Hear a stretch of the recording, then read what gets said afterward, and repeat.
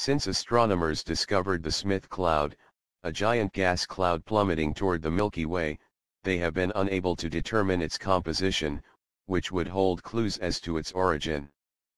University of Notre Dame astrophysicist Nicholas Lehner and his collaborators have now determined that the cloud contains elements similar to our Sun, which means the cloud originated in the Milky Way's outer edges and not in intergalactic space as some have speculated. The Smith cloud, discovered in the 1960s, is the only high-velocity cloud in the galaxy for which its orbit is well determined, thanks in particular to studies with radio telescopes like the Green Bank Telescope, GBT. The starless gas cloud is traveling at nearly 700,000 miles per hour and is expected to crash into the Milky Way disk in 30 million years. If it were visible, the Smith cloud would have an apparent size of about 30 times the diameter of the Moon from tip to tail. Astronomers long thought that the Smith cloud might be some starless galaxy or gas falling into the Milky Way from intergalactic space. If that were the case, the cloud composition would be mainly hydrogen and helium, not the heavier elements made by stars. The team used Hubble to determine for the first time the amount of heavier elements relative to hydrogen in the Smith cloud.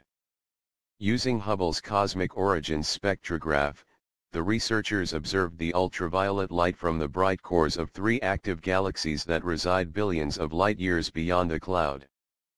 The Smith cloud absorbs some of its light in very small wavelength range, and by measuring the dip in brightness of these galaxies behind the cloud, the chemical makeup of the cloud can be estimated.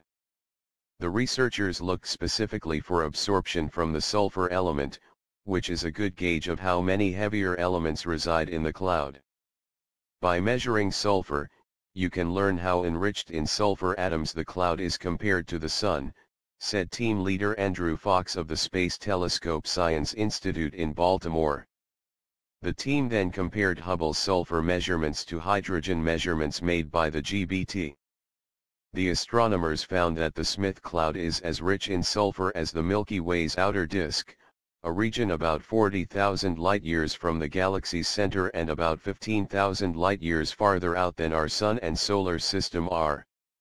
This means that it was polluted by material from stars.